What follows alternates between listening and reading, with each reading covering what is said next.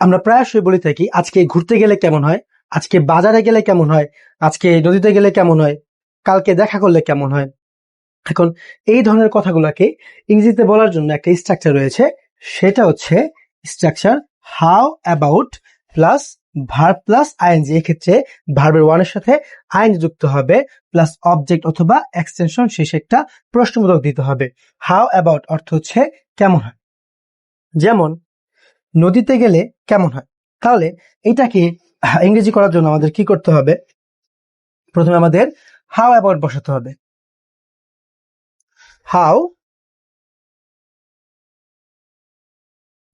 তারপর আমাদের ভার্বের সাথে আইএনজি বসাতে হবে। এখানে ভার্ব হচ্ছে যাওয়া, তাহলে গো এর সাথে হয়ে যাবে আইএনজি। হাউ অ্যাবাউট গোয়িং, আমাদের অবজেক্ট রয়েছে হচ্ছে রিভার, নদীতে। How about going to river.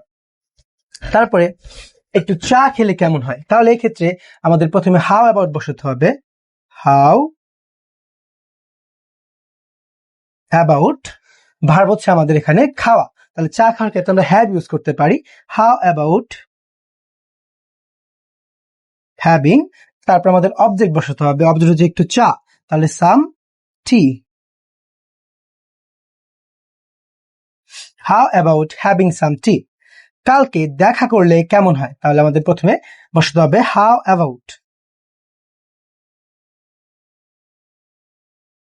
তারপর আমাদের বসাতে হবে ভার্বের সাথে আইএনজি। এখানে ভার্ব হচ্ছে দেখা করা, তাহলে দেখা করা হচ্ছে মিট,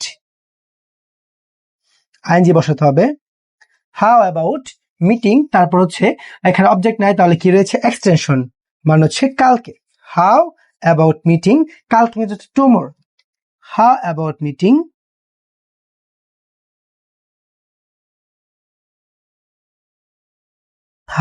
মিটিং টুমরো।